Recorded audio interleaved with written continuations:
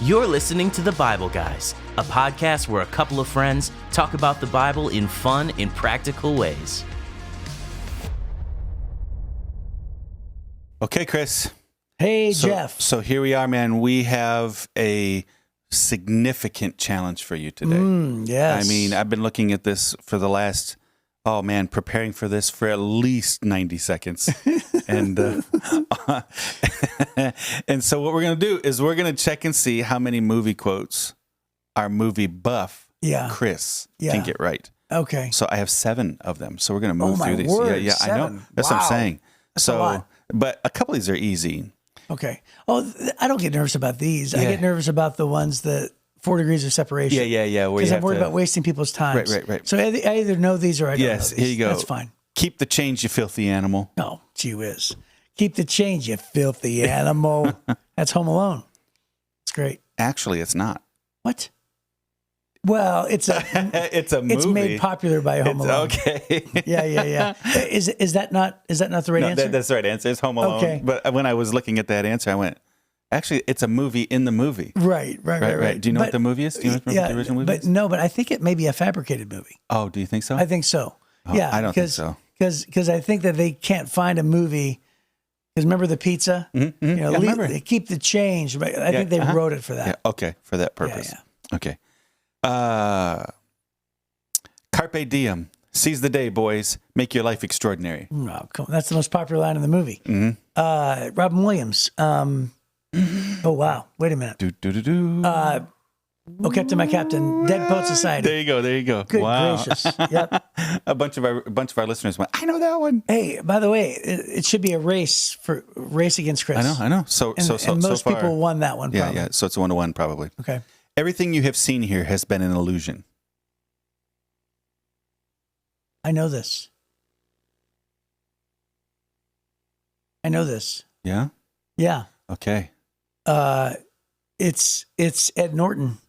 Yeah. It's Ed Norton and it's in the sentence. Jessica Biel.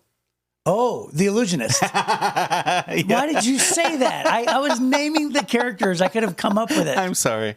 Okay. Yes. There you go. A mind is a terrible thing to waste. Oh, that's. Ooh. I'm not going to get that one. This one is a scary mind one. is a terrible thing to waste. That's right. I do not recognize that at all. Okay. What is that? Get Out.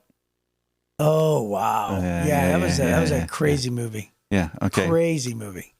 How about funny? I don't remember that line from the movie. Okay, so I actually only have 6. I'm sorry. I thought I had 7. I have 6. Okay. So this is the last one? No. This is the number 5. Okay.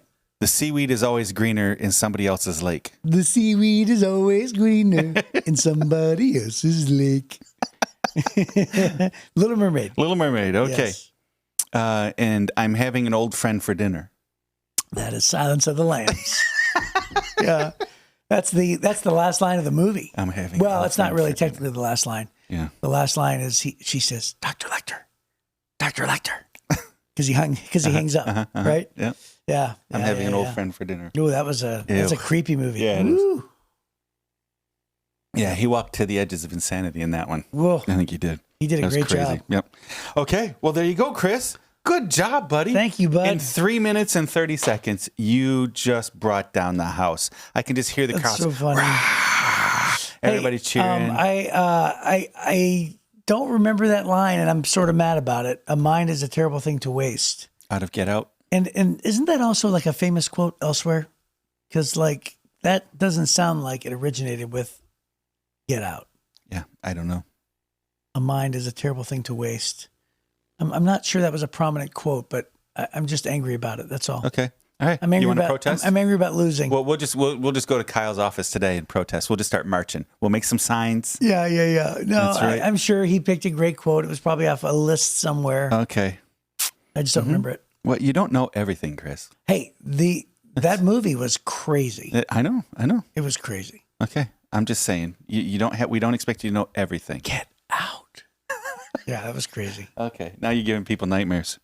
Well, hey, today we have maybe one of the most famous stories in the Bible. Yes. One of the most famous stories Jesus told. Yeah, and people use this as a phrase describing a good deed doer. A do-gooder? Yeah. Is that what you're trying to get I to? liked my phrase better. A do-good deed doer? Yeah, or that. Hey, that reminded me of the Wizard of Oz when he says, there are people back home that do good deeds, and we call them good deed doers. Right? Yep, that's true. But they have something that you don't have. That's right. A testimonial. So. There you go. So in Luke chapter 10, Jesus tells a story of the Good Samaritan. Yes. And this is a parable. Mm-hmm. And what is a parable, Chris? A parable is a short story, usually, something like a metaphor or a simile that is designed to convey a lesson or a moral. What's the short? Weren't you taught in Bible college a parable is an earthly story with a heavenly meaning? Yes, but I wanted to give my own definition. I was hoping you'd give that one. So a parable, for our listeners, yes, is an earthly story with a heavenly meaning. Or what I said. I'm sure you remember what he said. Okay, here we go. Yeah. Luke chapter 10, verse 25 says, "One day, an expert in religious law stood up to test Jesus by asking him this question: 'Teacher, what should I do to inherit eternal life?' And Jesus replied, 'What does the law of Moses say? How do you read it?' The man answered, 'You must love the Lord your God with all your heart, all your soul, all your strength, and all your mind, and love your neighbor as yourself.' 'Right,' Jesus told him, 'do this and you'll live.' The man wanted to justify his actions, so he asked Jesus, and who is my neighbor?" Jesus replied with a story. "A Jewish man was traveling from Jerusalem down to Jericho, and he was attacked by bandits. They stripped him of his clothes, beat him up, and left him half dead beside the road. By chance, a priest came along, but when he saw the man lying there, he crossed to the other side of the road and passed him by. The temple assistant walked over and looked at him lying there, but he also passed by on the other side. Then a despised Samaritan came along, and when he saw the man, he felt compassion for him, and going over to him, the Samaritan soothed his wounds with olive oil and wine and bandaged them. Then he put the man on his own donkey and took him to an inn where he took care of him. The next day he handed the innkeeper 2 silver coins, telling him, 'Take care of this man. If his bill runs higher than this, I'll pay you the next time I'm here.' Now, which of these 3 would you say was a neighbor to the man who was attacked by the bandits?" Jesus asked. The man replied, "The one who showed him mercy." Then Jesus said, "Yes, now go and do the same." There it is. There you go. So I think a lot of our listeners, I would say most of them, probably understand that the Jews did not like the Samaritans. In fact, they would always go around Samaria because they viewed them as unclean. Mm-hmm. So whenever they were traveling from the northern region, like where Jerusalem was, and they were heading up toward Nazareth or Capernaum, anywhere in Galilee up there, and the middle section there, just west of the Jordan River, excuse me, is Samaria. It's the region of Samaria. Yeah, a lot of that is the West Bank today. Yeah. And so what they would do is they would literally have to walk up, and then tradition says that they would actually cross the Jordan River on the east side and travel on the east side of the Jordan River to avoid that entire region, and then cross back over the Jordan River when they got north enough, and then continue the journey. Yeah. And some people would say in the U.S. it would be the equivalent of a couple of counties, 2 or 3 counties. Yeah. That they would literally cross the river and choose not to put their feet on the dirt of those couple of counties. Which is crazy. Yeah. And they viewed them as unclean. And the reason why is because that's the region, excuse me, goodness gracious. That's the region where Jews were marrying and... during the Assyrian captivity, they weren't hauled away, so they stayed and married the local Gentiles. Yes, right. And so that's why they called them half-breeds. Right. Because they weren't fully Jewish people. Right. They were both Jews and Gentiles mixed together. And then they invented their own worship, built their own temple, and they kind of blended the Jewish beliefs and the others. Yeah, were they forbidden to go to the Jewish temple, or did they build their own temple first? Well, the temple had been destroyed, so they were doing their own worship. Right. But then when the Jews built their own temple, they didn't allow the Samaritans to come. The temple so was destroyed Samaritans during built that their time. own temple. Yeah. Yep. So either way, though, they would add like 2 days to their journey or something like that. Yeah. Is what I remember. Yeah. And so Jesus actually goes out of his way to say there's a priest who didn't stop, mm-hmm. and then there's a Levite. Another scripture says mm-hmm. this says a temple assistant, same thing, a Levite, and then he says the one who stopped was, and I love this, a despised Samaritan. Samaritan. Ugh. You can hear it in his voice. Yes. And a Samaritan. Well, they're disgusted so much that they couldn't even repeat back the words Samaritan. Yeah. Which of these three would you say was a good neighbor to the man who was attacked by bandits? The one who showed him mercy. Right. The one who showed him mercy. Do you remember, here's a real old callback. Remember Fonzie could never say I'm sorry? Yes. Yes. That's, by the way, I swear to you, that's what I thought. I swear to you, my mind went there. Yeah. Because as kids, it was burned into our brain, right? Yeah. He tried to do sorry, and he goes, I'm Yeah. It's so funny. So they couldn't even repeat the word Samaritan. They had to say the one who showed him mercy. When clearly, by the way, Jesus had said priest, Levite, Samaritan. Yeah. Now, which one was the one who was a neighbor? Mm-hmm. And they couldn't even say the word Samaritan. Right. As the correct answer. Yeah.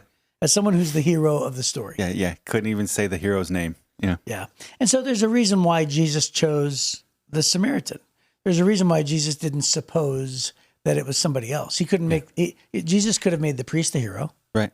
So, but why didn't he? Why do you think he didn't? Again, to take, Jesus was always trying to put faith in the things of having a relationship with God down to the common man and not to the elites. So Levites would be elite. The priests would even be more elite. So you would expect them. Of course, those guys would do good deeds, right?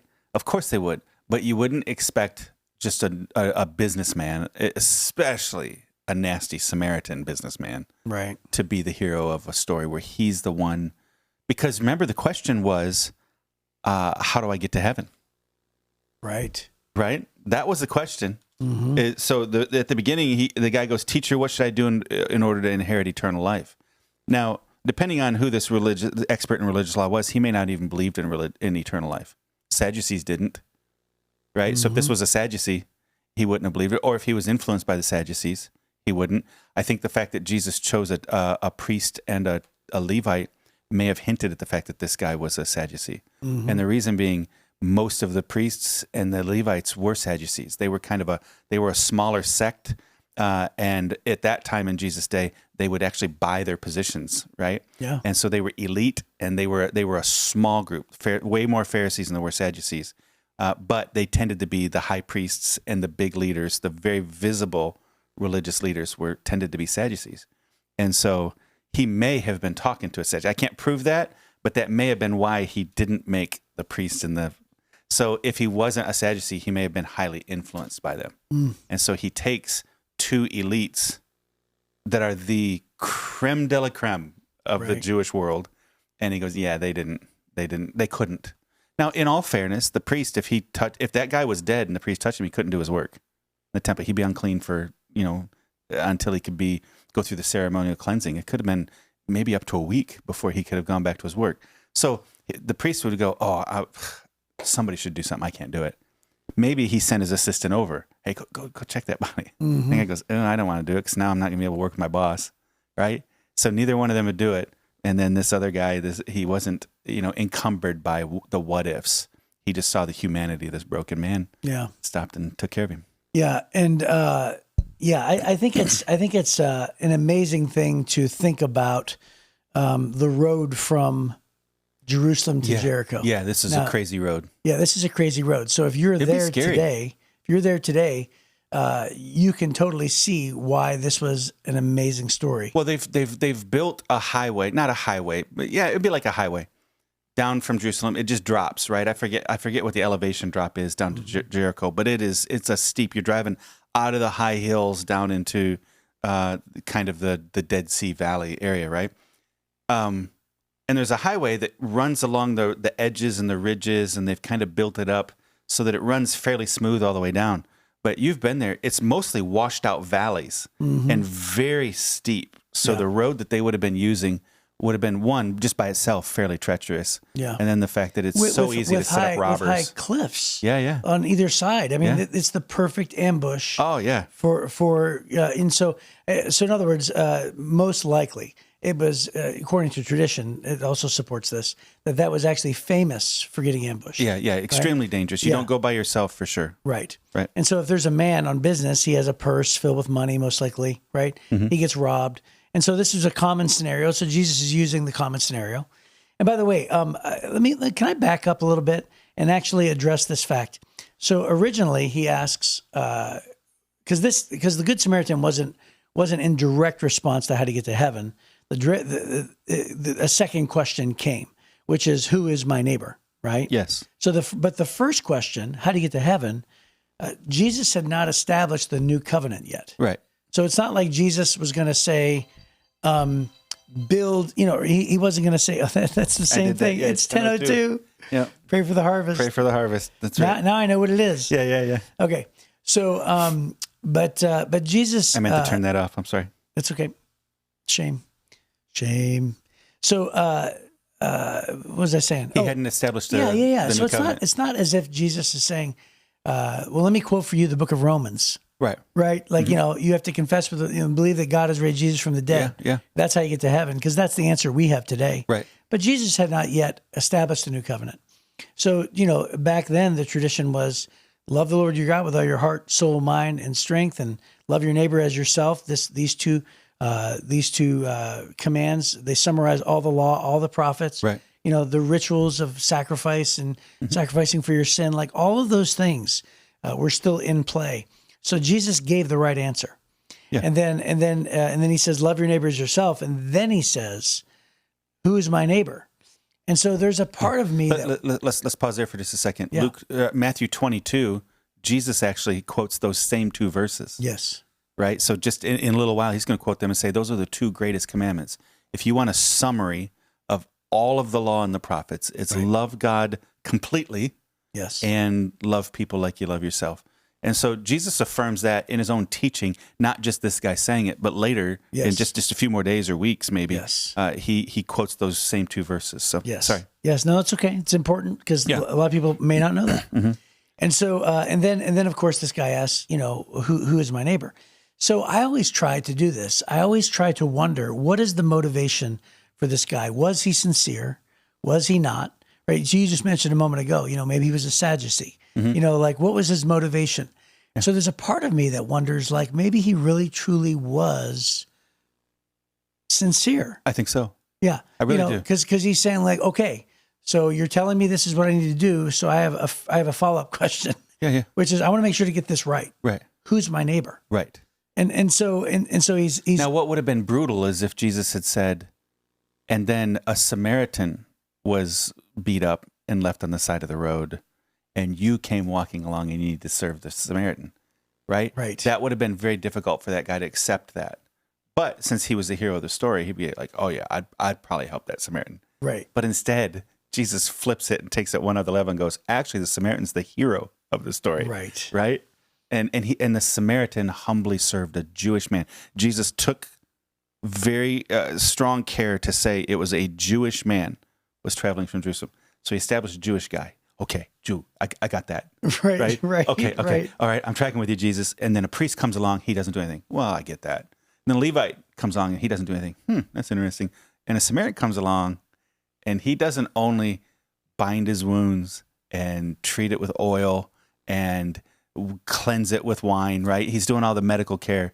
But then he leaves 2 days' salary, right, to provide care for him, the Samaritan guy. With a promise to pay for more. the Jewish man. With a promise to pay more. Right. If it cost him more. Right. Yeah, whatever it takes. Yeah. And so now all of a sudden, Jesus says that it's possible for a Samaritan to have a higher value of loving their neighbor as himself than most Jews would at that point. Yeah. Than this guy who's listening. It was such a powerful story. It just had to have been a shocking thing. So, this is a lesson for all of us. So, think about the person who is hated at your workplace. Maybe they're ostracized in your neighborhood.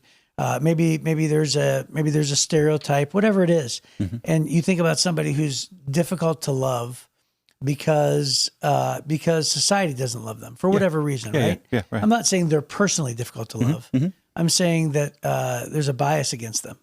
And so, to show love toward that person and to help that person and show human compassion and kindness and the love of Jesus to one who may be even considered an enemy is a lesson here that we can take away. Yep. So, to demonstrate, I mean, elsewhere, doesn't Jesus say, if you love those who are easy to love, what credit is that given to you? Right? Right. He says, but if you love your enemy, Right. he says, what does he say? Even Gentiles. Yes. Love their even friends. even the godless. Right. Love those who even love the pagans. Yeah, even the pagans. The pagans, that's what he says. Yeah. Love those who are easy to love. Yeah. Those who are like you. But to love your enemy is the thing that God would do. And then you and I both know, because you've been there too, on that road from Jerusalem to Jericho, there's nothing in between. No. A few Bedouin camps. Right. There is nothing. It's so that you feel like you're on the moon, right? There's just nothing there. Nothing. Like there's no you're trees, dude. on the moon. Right? Yeah. Oh, There's- yeah. There's just nothing. There's just there. rock. Which means it's not like he's walking through the subdivision Right. and all these people live next door to him. So Jesus is taking the neighbor thing away completely. Mm-hmm. None of these people were actually this guy's neighbor. I never actually thought about that. Right? So he's not so that definition of neighbor being somebody in my proximity, he chose a place where there's no proximity. He's saying anybody in need is your neighbor. That's what he's saying, right? I never thought about that, dude. So Yeah, so wow. here's a really great note, by the way, Luke. You guys need to get a Life Application Study Bible. It says the legal expert viewed the wounded man as a topic for discussion. To the bandits, he was an object to exploit. To the priest, a problem to avoid. And to the temple assistant, an object of curiosity. Only the Samaritan treated him as a person to love.